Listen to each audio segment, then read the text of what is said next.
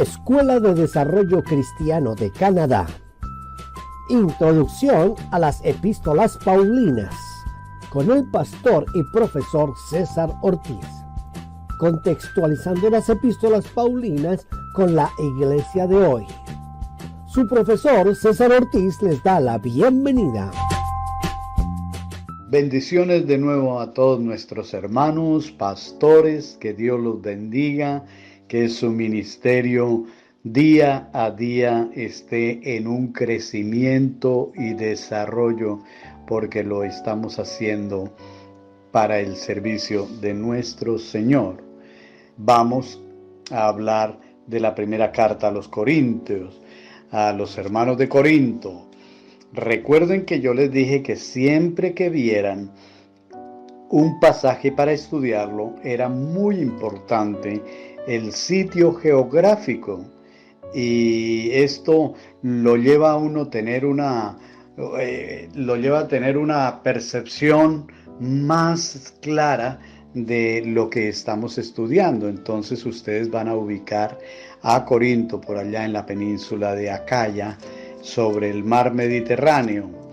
Recuerden que estos hermanos de Corinto, ese punto geográfico era muy importante en la época, porque allí los navegantes llegaban para comerciar.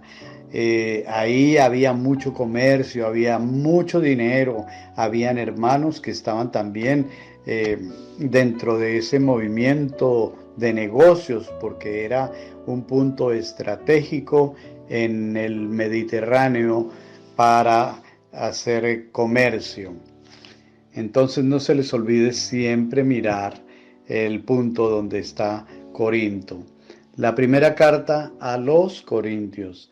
Parece que antes de escribir esta primera carta ya se había escrito una carta para los Corintios. Vamos a ver qué dice. Sí, a los Corintios 5:9.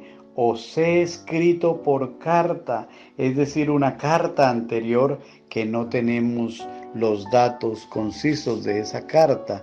Posiblemente se perdió, no se sabe bien, pero parece que ya había habido una carta a los hermanos. Y las cartas a los Corintios son profundamente soteriológicas. Recuerdan que es soteriología, es lo que se trata de la salvación. Así es de que ya es esto como un trato del tema de la salvación. Incluía varios asuntos, incluía a varias personas como a Estéfanes, Fortunato, a Caico, según Hechos, o según 16:17 de los Hechos. Lugar, parece que fue escrita desde Éfeso. Así es de que en primera a los Corintios, capítulo 16, versículos 7 al 9, entonces nos da más específicamente el dato del lugar donde fue escrita. La fecha, más o menos por el año 55 después de Cristo, poco antes del Pentecostés, al final de la estadía de Pablo allí durante 3 años, en primera de Corintios 16, 8, 9. Parece ser que fue Timoteo quien la llevó hasta Corinto, es decir, como que el hermano Timoteo se encargaba de ser el correo de las cartas del apóstol Pablo y otros hermanos. Esto lo vemos en Corintios capítulo 16, versos 10 y 11. Las características o propósito.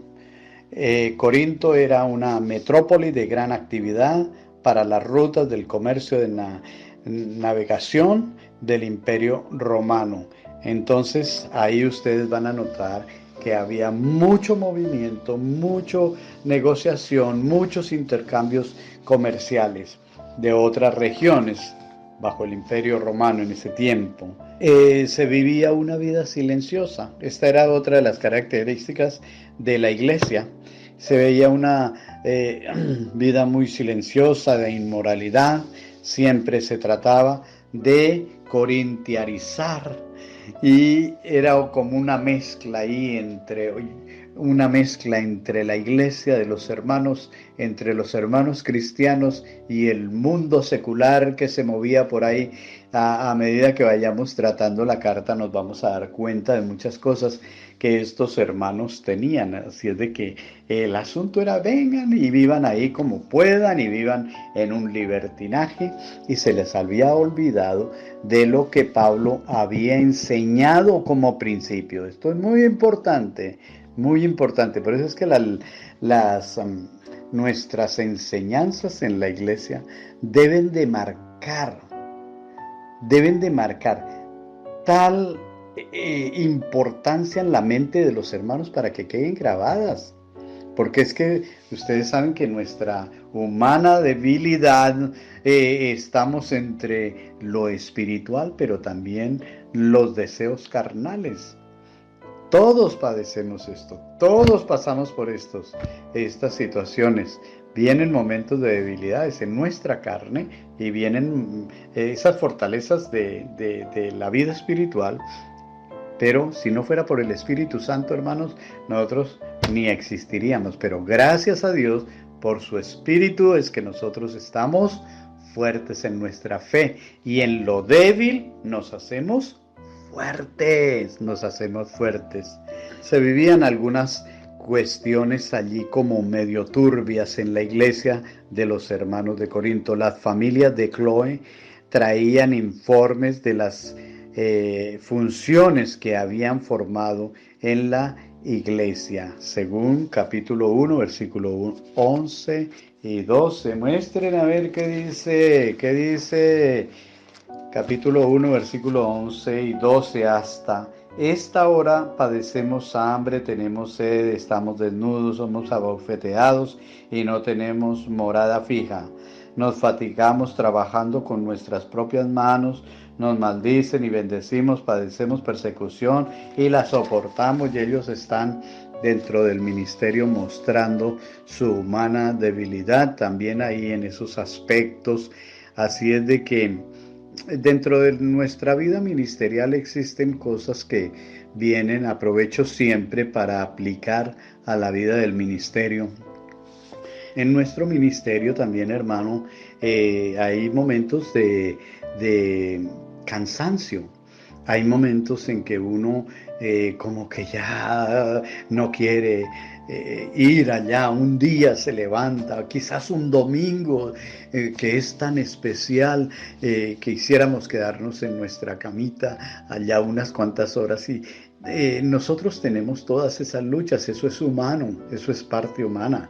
No es que nosotros tengamos que hacer ciertos trabajos, pero que lo tenemos que hacer y que más lo hacemos por obligación que por deseo. Así es de que el ministerio debe ser una parte siempre debe ser de deseo. Así es de que, hermanos, los hermanos también eran débiles, los hermanos sentían hambre, los hermanos sentían persecuciones, los hermanos sentían muchas cosas en su ministerio. Y esto padecían los hermanos Pablo y sus compañeros. Hay 3 aspectos de relevancia en la carta a los Corintios. Primero, informes de la cena del Señor. Entonces, esto me gusta porque no toda la carta es exhortativa. Se me había olvidado decirles que esta carta es exhortativa. Esta es una carta exhortativa. La primera carta a los Corintios es una carta exhortativa, pero no solamente allí había exhortación, sino que habían informes de la cena del Señor.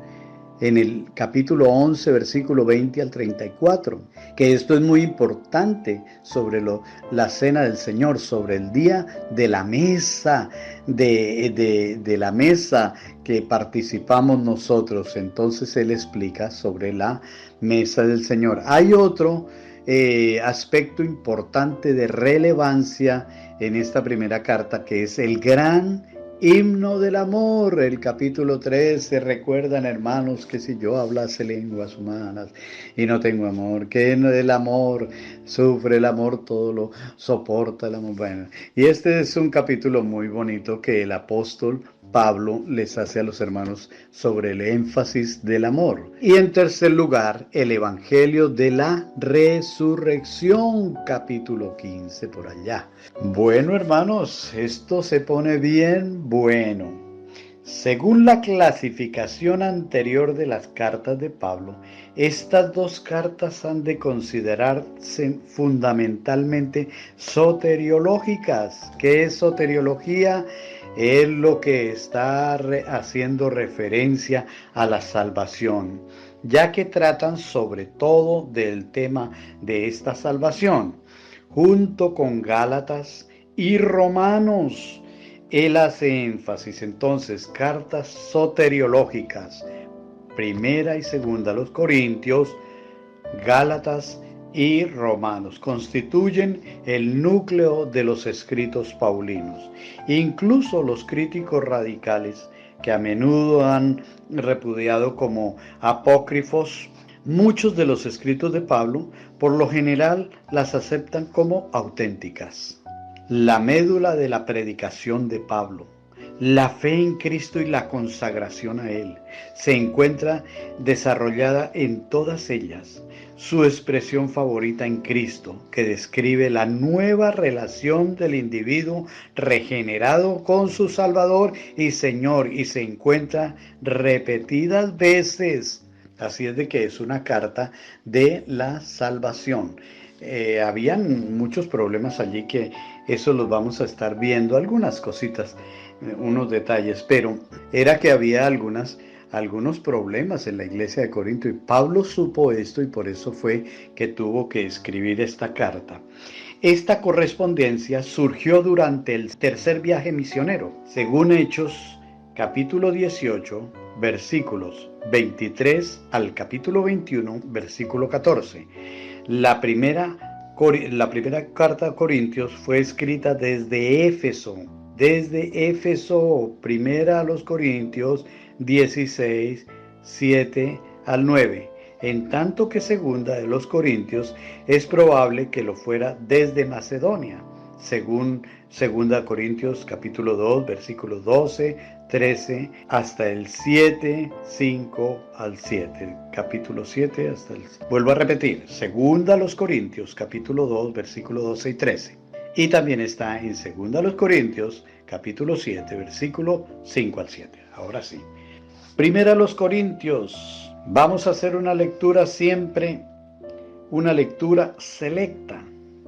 Entonces ustedes tienen que leer primero a los Corintios, tienen que leerla toda, pero tienen que leer ahorita para la lectura selecta como primera a los Corintios 1, capítulo 1 al 4, el 8 al 10 y el 13, 15. Antecedentes. ¿Qué hubo antes? Cosas que antecedieron. Pablo visitó por primera vez a Corinto en el segundo viaje misionero. En el segundo viaje misionero fue por primera vez Pablo a la iglesia de Corinto, allí a Corinto más bien, según Hechos capítulo 18, 1 al 17. Estas cartas de Corinto las vamos a relacionar mucho con los viajes misioneros de Pablo. Fueron 3 viajes misioneros, 2 viajes a Roma, pero los viajes misioneros, los 3 viajes misioneros, son muy importantes que los estudiemos en el libro de los Hechos para tener más claridad, para tener más amplitud de pensamiento en nuestro estudio a los Corintios. Mientras esperaba a que Silas y Timoteo llegaran de Macedonia para unírsele en Corinto, Pablo conoció a Aquila y a Priscila, y al ver que hacían tiendas como él, vivió con ellos en tanto que seguía predicando. ¿Se dan cuenta, hermanos? Otra vez vuelvo a hacer un poquito de énfasis en el trabajo, un trabajito secular, un negocito que ustedes tengan. Esto ayuda mucho a fortalecer la vida ministerial. ¿Por qué, hermanos? Porque nosotros tenemos familia. Nosotros tenemos familia, nuestros hijos nos piden, nuestra esposa necesita, ¿sí? Nosotros mismos necesitamos suplir ciertas cosas en nuestra vida, ¿sí? Entonces, hermano, es bueno. Hay muchos que dicen, no, yo no trabajo porque el trabajo es del diablo y mientras yo esté en el ministerio, etc. No, no, no, no, no, eso eso no es parte de Satanás. Nosotros pertenecemos al Señor en todas partes. Aún a donde trabajemos también podemos nosotros hacer ministerio. Así es de que el trabajo secular es muy importante, hermanos. Si la iglesia no alcanza a cubrir sus gastos, trate usted, hermano, de sacar un tiempito para que devengue un dinerito para suplir las necesidades de la casa. Esto es muy importante. Hay muchos ministros que han perdido sus hogares por esta situación económica. Muchos ministros han perdido sus ministerios y han dejado atrás ese llamamiento por esta causa. Así es de que no es malo. No se le dedique tampoco a su trabajo, que porque está recogiendo dinero, ¿no? O está recibiendo, está devengando un sueldo. No, no, no, no, no, no. Primera, la prioridad nuestra es el servicio al Señor en el ministerio. Y Pablo nos da ejemplo de que él también suplía sus necesidades haciendo tiendas. A la llegada de sus compañeros, quienes trajeron noticias de las condiciones en que se encontraba el norte, es decir, en Tesalónica y Berea, Pablo volvió a insistir en su proclamación que Jesús era el Cristo, es decir, el Mesías esperado, el que redimía al mundo, el que salvaba al mundo. Es la salvación, nuestro Señor Jesucristo. Nuestro punto principal de la predicación de la salvación es Cristo, porque Él es el Mesías. Esto produjo la reacción acostumbrada por parte de los judíos y en consecuencia Pablo en adelante concentró su ministerio entre los gentiles de 1 Corintios capítulo 18 verso 6 de los Hechos de los Apóstoles. No, hermanos, ellos tenían mucha oposición. De los judíos ellos tenían mucha oposición. No solamente Pablo, Pedro, los discípulos, los apóstoles, tenían mucha oposición al predicar a Cristo. ¿Por qué? Porque estaba recién fundado el movimiento cristiano, el movimiento de Cristo. Estaba recién fundado ese movimiento. Y por ende eran muy difíciles predicar a aquellos judíos que estaban tan arraigados a su tradición, tan arraigados a sus conceptos religiosos, tan arraigados a ciertas costumbres. Era difícil predicarles un evangelio de libertad en el Señor Jesucristo. Entonces para ellos fue un poco difícil. Pero por eso ese bonito pasaje del capítulo 2 de los Hechos, cuando vino y el Espíritu Santo en el día de Pentecostés y Pedro se levantó y entonces con toda la autoridad empezó su predicación. Y hablando otra vez, retomando aquí lo que estamos mirando, dice que al poco tiempo ya muchos se habían hecho cristianos, incluso Crispo, el líder de la sinagoga. Qué bonito que en el pueblo, en la ciudad donde nos encontremos, podamos ganar a ciertas personalidades de nuestro pueblo para el Señor.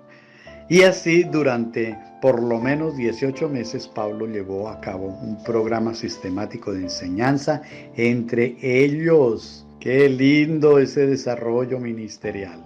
El suceso que al parecer condujo a la salida del apóstol de la ciudad fue una comparecencia ante Galio, procónsul de Acaya, cuya residencia se hallaba en Corinto. Galio mostró una indiferencia impasible ante los argumentos de los judíos acusadores de Pablo. Fue así porque se referían a asuntos de la ley judía, no de la romana, y su tribunal no era el lugar adecuado para discusiones religiosas. Se puede decir que la indiferencia de Galio fue una realidad, una bendición, porque impidió que los judíos triunfaran y permitió que Pablo pudiera continuar su labor. Dios pone, como decía una hermanita, Dios usa al mismo diablo para bendición de sus hijos. Recuerdo esa hermanita, dijo, sí, no se preocupen, que Dios usa hasta el mismo diablo para bendición nuestra. Y esto es veraz. Esto es veraz. En las experiencias ministeriales uno se ha dado cuenta que han habido gente impía, gente que no tiene el temor al Señor, gente renuente al Evangelio, que han sido bendición para la iglesia. Así es de que, hermanos, no importa la lucha que usted tenga con el vecino que le hace la guerra para que no se predique la palabra del Señor ahí, deje en las manos de Dios, que Dios se encarga de hacer todos los movimientos que Él sabe hacer. Dice, mientras estaba en Éfeso durante el tercer viaje, Hechos 19, 1 al 41, algunos miembros de la familia de Cloé le trajeron noticias de que no todo iba bien en Corinto. Primera a los Corintios, capítulo 1, versículo 11. Muestren a ver qué dice capítulo 1, versículo 11. Porque he sido informado acerca de vosotros, hermanos míos, por los de Cloé, que hay entre vosotros contiendas. Es que había una problemática ahí en la iglesia, que habían contiendas entre ellos. Por allá en el capítulo 6, esos hermanos parece que tenían problemas entre ellos, y por eso el apóstol les dice, ¿osa alguno de vosotros ir ante los incrédulos para que ellos le arreglen los problemas? Es que no hay sabios entre vosotros, es que entre vosotros no hay gente que pueda resolver los problemas de la iglesia. ¿Qué pasa? Y los exhorta. Y parece que estos hermanos tenían divisiones, porque unos dicen que era de Pablo, de Apolos, de Pedro, de Cefas, bueno, hasta de Cristo. Entonces como que todo estaba dividido, estaba en una división tremenda. Así es de que aquí podemos encontrar una de la problemática de la iglesia de Corinto, las divisiones, problemas entre ellos. Además, la iglesia de Corinto le había enviado una carta en la que hablaban de una serie de problemas para los que esperaban respuestas del apóstol. Fíjense lo fundamental, hermano, y la responsabilidad que nosotros como ministros tenemos, ¿sí? Porque no llamaban a cualquier hermano de la iglesia. No llamaban un diácono, no llamaban un hermano común y corriente de la iglesia, un hermano regular de la iglesia. Ellos llamaban al líder. Y es que el líder debe estar continuamente preparado. Dice que nosotros debemos de estar continuamente preparados en la palabra para toda buena obra, a fin de que nosotros somos los que estamos perfeccionando a los santos, ¿sí? Entonces todo lo que traen, no lo traen a nosotros como líderes, lo traen a su iglesia, a usted, hermano, como líder. Por eso usted debe estar preparado. Nosotros debemos de ser multifacéticos. Todas las fases casi las debemos de abarcar. Abarcamos hasta problemas de casa, problemas de intimidad en los hermanos de los matrimonios, problemas a los jóvenes, a los niños. No, el pastor se convierte en un hombre, es el psicólogo, el maestro, es el que ayuda, es el que aconseja. No sin tomar todo ese trabajo por cuenta nuestra. Nosotros debemos de hacer como Jetro le aconsejó a Moisés y le dijo, mijo, muchacho, le diría, no estés con esa carga de estar juzgando a todo el pueblo, ¿no? Ayuda, tú necesitas ayuda. Es decir, instruye a gente para que también esté capacitada. Entonces nosotros es lo que debemos de hacer, no toda la carga viene a usted. Conozco un pastor que él sabe trabajar, él sabe delegar, él delega, pero él preparó. Y tiene una buena iglesia y tiene buenos resultados en su iglesia. Así es de que si usted prepara a otros, también le van a ser de mucha ayuda para quitar trabajo a su vida, porque el pastor la pasa muy ocupado. Hermano, vamos a ver en la próxima vez ciertos temas importantes en la primera carta a los Corintios. Temas de división, temas de problemas de inmoralidad y bueno, de muchos problemas que aquejaban esta iglesia a los Corintios. Yo les digo una cosa a los hermanos cuando estoy hablando de la primera carta a los Corintios. Les digo, hermanos, aquí el apóstol nos enseña que nosotros debemos de hacer la diferencia en el mundo. Porque es que los hermanos de Corinto, ellos se mezclaron tanto dentro de la vida mundana allí, de que no se sabían cuáles eran los que iban a la iglesia y cuáles eran los del mundo. Sino por eso el apóstol escribió algunos temas importantes, porque es que ellos perdieron la identidad como cristianos. Yo les digo a los hermanos, nosotros hacemos la diferencia. Hermanos de Corinto, ustedes hacen la diferencia. Eso es lo que el apóstol Pablo les estaba queriendo decir. Hermanos, ustedes hacen la diferencia. Ustedes hablan diferente, ustedes visten diferente, ustedes se mueven diferente. Nosotros hacemos la diferencia. Hoy en día, no, hoy en día vemos hasta se ha perdido como, yo diría como ese respeto, esa ceremonia. Ya vemos pastores que, mejor dicho, con los pantalones rotos. Vi un pastor con sus pantalones rotos y dije, pero ¿cuál es la diferencia que estamos haciendo? No lo critico. Es que el mundo nos mira, el mundo lo puede hacer, nosotros no. Ellos lo hacen, nosotros no podemos. Así es de que, hermanos, nosotros hacemos la diferencia y que de hoy en adelante nuestra vida ministerial sea diferente. Hermano, Dios me lo bendiga. Gracias por su atención. Perdóneme los errores que cometo aquí cuando hago alguna cosa en mi garganta, porque es que ya uno así cuando entra en una edad, entonces como que la voz se le apaga y como que la cabeza se le cruzan los cables y todos esos errorcitos nosotros los pasamos por alto porque estamos entre familia. Ustedes son mi familia, hermanos. Ustedes son mis hermanos. Yo los amo y oro por ustedes. Déjenme hacer una corta oración, hermano, por su vida. Señor, en esta hora te ruego por mis hermanos. Señor, que ellos han renunciado a muchas cosas y los fortalezco en la fe, Señor. Te pido, Dios, que los renueve día a día, que sus familias sean bendecidas, que sus esposas, sus esposos, hermanas, sean bendecidos, Señor, que sus hijitos sean bendecidos, Dios. Y yo bendigo sus hogares, Señor, que haya abundancia de pan en sus mesas, que haya, Señor, una economía buena en sus hogares, Dios, y que tú seas, Señor, ese soporte total, Señor, en sus vidas y en sus hogares. En el nombre de nuestro Señor Jesucristo, bendigo a mis hermanos. Amén, amén.